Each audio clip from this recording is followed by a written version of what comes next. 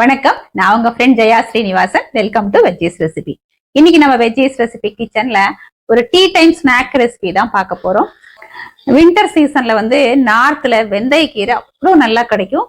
நம்ம யார் வீட்டுக்கு போனாலும் நமக்கு ஒரு வெந்தயக்கீரையில பக்கோடா இல்ல ஒரு மசாலா டீ சர்வ் பண்ணுவாங்க. அந்த குளிருக்கும் இந்த மொறுமொறுன்னு இந்த பக்கோடாவுக்கும் அந்த சூடான ஒரு மசாலா டீக்கும் அவ்வளோ நல்லா இருக்கும். நம்ம இன்னைக்கு வெஜ்ஜீஸ் ரெசிபி கிச்சன்ல அதே மாதிரி ஒரு வெந்தயக்கீரையும் உருளைக்கிழங்கும் சேர்த்து ஒரு பக்கோடா பண்ண போறோம். இது no onion no garlic pakoda. நல்ல வெந்தயக்கீரை வாசனையோட இருக்கும், ஆனா கொஞ்சம் கூட கசப்பு இருக்காது. நம்ம ஒரு டீயோ காஃபியோ போடுற நேரத்துல இந்த வெந்தயக்கீரை உருளைக்கிழங்கு பக்கோடாவை நம்ம பண்ணிடலாம். அந்த அளவுக்கு குவிக்கா ஆயிடும். இந்த வெந்தயக்கீரை உருளைக்கிழங்கு பக்கோடா மேல நல்லா மொறுன்னு இருக்கும், உள்ள சாஃப்டா இருக்கும். சாப்பிட்றதுக்கு செம்ம டேஸ்டா இருக்கும்.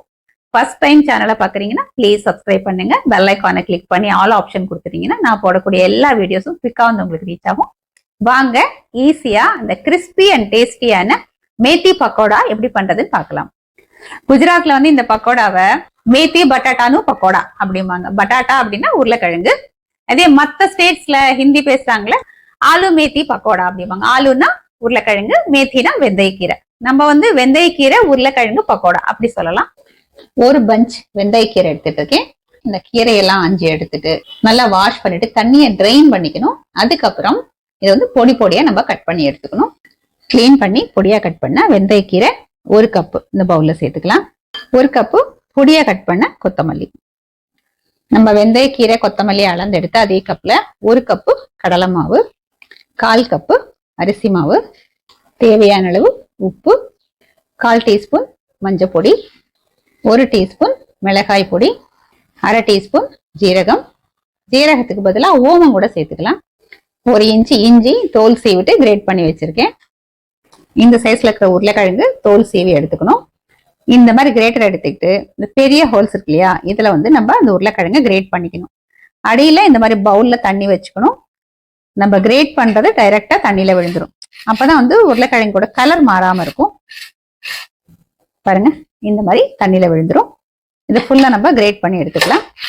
ஃபுல்லா துருவிட்டு இது ஒரு 4-5 தடவை நல்லா வாஷ் பண்ணி எடுத்துக்கணும். அப்ப இந்த உருளைக்கிழங்குல இருக்கிற ஸ்டார்ச் ஃபுல்லா போயிடும். இந்த தண்ணி இருக்கு இல்லையா, அந்த கலங்கெல்லாம் இந்த மாதிரி இல்லாம அது கிளியரா வரணும். இந்த அளவுக்கு நம்ம நல்லா இந்த உருளைக்கிழங்க அலசி எடுத்துக்கணும். பாருங்க, இந்த மாதிரி நம்ம அலம்பி எடுத்துக்கணும். தண்ணி பாருங்க எவ்வளோ கிளியரா இருக்கு. நம்ம இந்த கிரேட் பண்ணி வச்சிருக்கோம் இல்லையா உருளைக்கிழங்கு, தண்ணியில இருந்து எடுத்து நல்லா புழிஞ்சிடணும். இந்த மாவோட நம்ம சேர்த்துக்கணும். பாருங்க, நல்லா புழிஞ்சிட்டேன். இது இப்ப தண்ணி விடாம நல்லா மிக்ஸ் பண்ணிக்கணும். நல்லா அப்படி அழுத்தம் கொடுத்து நம்ம பிசைஞ்சோம் அப்படின்னா வெந்தயக்கீரையில இருக்கிற இந்த உருளைக்கிழங்கு இருக்கிற இந்த மாய்ச்சர் ஃபுல்லா இந்த மாவோட சேர்ந்துரும். நல்லா மிக்ஸ் பண்ணதுக்கு அப்புறம் ரொம்ப கம்மியா தண்ணி சேர்த்து நம்ம இந்த பக்கோடா மாவு மிக்ஸ் பண்ணிக்கணும். பாருங்களேன், இந்த மாதிரி நல்லா அப்படி அழுத்தம் கொடுக்கணும். அப்பதான் இந்த பிளேவரும் இந்த மாவோட மிக்ஸ் ஆகும்.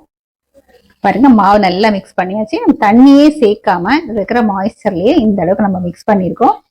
கொஞ்சமா நம்ம தண்ணி சேர்த்துக்கலாம். பாருங்க, 1 கை அளவுக்கு சேர்த்திருக்கேன். சேர்த்துட்டு மிக்ஸ் பண்ணிப்போம். மாவு அப்படி விட்டா டிராப் ஆகிற கன்சிஸ்டன்சி நமக்கு வேணும். அதுக்கு தகுந்த மாதிரி நம்ம கொஞ்சம் கொஞ்சமா தண்ணி சேர்த்து இந்த மாவை நம்ம மிக்ஸ் பண்ணிக்கணும். இப்ப பாருங்க, நல்லா மிக்ஸ் பண்ணிருக்கேன். நான் இந்த மாதிரி 2 கையளவு இதுல தண்ணி சேர்த்திருக்கேன். இப்ப நம்ம இந்த மாவை எடுத்து இப்படி விட்டோம்னு வச்சுக்கோங்களேன், இந்த மாதிரி இப்படி டிராப் ஆகணும். இந்த அளவுக்கு நம்ம தண்ணி மிக்ஸ் பண்ணிக்கணும். இந்த அளவுக்கு லூஸா இருக்கணும். பாருங்க, எண்ணெய் பாருங்க நல்லா சூடாயிருக்கு. இந்த மாதிரி கிள்ளி கிள்ளி போட்டுடணும். போட்டதுக்கு அப்புறம் ஃப்ளேமை நம்ம மீடியம்ல வச்சுக்கணும். ஒரு 2-3 நிமிஷம் கழிச்சு நம்ம எண்ணெயில போட்ட பக்கோடா இந்த மாதிரி மேல மிதக்க ஆரம்பிக்கும். அதுக்கப்புறம் நம்ம திருப்பி விடணும். பாருங்க, நல்லா இது கோல்டன் கலர் வர்ற வரைக்கும் திருப்பி திருப்பி விட்டு நம்ம ஃப்ரை பண்ணி எடுத்துக்கணும். மீடியம் ஃப்ளேம்ல நம்ம ஃப்ரை பண்ணாதான் பக்கோடா உள்ள எல்லாம் கூட நல்லா வேகும். இப்ப பாருங்க, நல்லா கோல்டன் கலர்ல சூப்பரா ஃப்ரை ஆயாச்சு. இந்த வெந்தயக்கீரை பக்கோடாவை நம்ம சர்விங் பவுல்ல எடுத்துக்கலாம். நல்லா வெந்தயக்கீரை வாசனையோட நல்லா மொறுமொறுன்னு சூப்பரா இருக்கு. இதே மாதிரி நம்ம எல்லாத்தையும் ஃப்ரை பண்ணி எடுத்துக்கலாம். வெந்தயக்கீரை உருளைக்கிழங்கு பக்கோடா பாருங்க சுடுது, கொதிக்குது. பாருங்க, இந்த மேல் லேயர் ஃபுல்லா நல்லா மொறுன்னு இருக்கும். உள்ள நல்லா சாஃப்டா இருக்கும். பாருங்க, மெத்து மெத்துன்னு இருக்கும். சாப்பிட்றதுக்கு செம்ம டேஸ்டா இருக்கும். நல்ல கமகமா இந்த வாசனையோட வெந்தயக்கீரை உருளைக்கிழங்கு பக்கோடா சூப்பரா ரெடி ஆயாச்சு. இப்ப நம்ம டேஸ்ட் பண்ணி பார்த்துலாம்.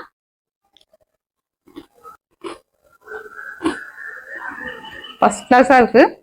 மேல் லேயர்ஸ்ல நல்ல முறுமுறுன்னு இருக்கு, உள்ள நல்லா சாஃப்டா இந்த வெந்தயக்கீரை வாசனையோட ஃபர்ஸ்ட் கிளாஸா இருக்கு. வெந்தயக்கீரையோட கசப்பு கொஞ்சம் கூட தெரியல. நம்ம அதுல சேர்த்திருக்கிற அந்த உப்பு காரம் எல்லாமே பர்ஃபெக்டா இருக்கு. உருளைக்கிழங்கு சேர்த்ததுனால ஒரு கிறிஸ்பினஸும் இருக்கு, அதே நேரம் ஒரு சாஃப்ட்னஸும் இருக்கு. வெங்காயம் சாப்பிடாதவங்களுக்கு இது ஒரு நல்ல பெஸ்ட் ஆப்ஷன் அப்படின்னு சொல்லலாம். நல்ல மசாலா டீ இல்லைன்னா நல்ல ஒரு ஃபில்டர் காஃபி இந்த வெந்தயக்கீரை உருளைக்கிழங்கு பக்கோடா இருந்தா போதும், சூப்பரா இருக்கும். ஒரு நல்ல காம்பினேஷன். கொஞ்சம் மழை பெஞ்சதோ இல்ல கொஞ்சம் குளிரா இருந்ததுன்னு சொல்லவே வேண்டாம், ரொம்பவே அருமையா இருக்கும். சாதாரணமா வெந்தயக்கீரை நம்ம என்ன பண்ணி கொடுத்தாலும் குழந்தைங்க அவ்வளவு சாப்பிட மாட்டாங்க. ஆனா இந்த மாதிரி பக்கோடா பண்ணி கொடுத்து பாருங்களேன், திரும்ப திரும்ப செய்ய சொல்லி கேட்பாங்க. எப்பயும் பக்கோடானா இந்த வெங்காயம் சேர்த்து தான் நம்ம பண்ணுவோம். ஆனா ஒரு முறை வெந்தயக்கீரையும் உருளைக்கிழங்கும் சேர்த்து நீங்க பக்கோடா பண்ணி பாருங்க, செம்ம சூப்பரா இருக்கும். இந்த டீ காஃபியோடயும் நல்லா இருக்கும். ஈவன் நம்ம சாதத்துக்கு சாம்பார் சாதம், ரசம் சாதம், இல்ல கலந்த சாதம் எல்லாத்துக்கும் தொட்டு சாப்பிடறதுக்கும் அருமையா இருக்கும். இதே மாதிரி இதே அளவுகளோட இதே மெத்தட்ல இந்த வெந்தயக்கீரையும் உருளைக்கிழங்கும் சேர்த்து நீங்க பக்கோடா பண்ணி பாருங்க, செம்ம சூப்பரா இருக்கும். உங்க வீட்டுல எல்லாருக்குமே ரொம்ப பிடிக்கும். ட்ரை பண்ணி பார்த்துட்டு எப்படி வந்ததுன்னு கமெண்ட்ல சொல்லுங்க. லைக் பண்ணுங்க, உங்க ஃப்ரெண்ட்ஸ் அண்ட் ஃபேமிலியோட ஷேர் பண்ணுங்க. புது ரெசிபியோட நாளைக்கு நான் உங்களை மீட் பண்றேன். தேங்க்ஸ் ஃபார் வாட்சிங்.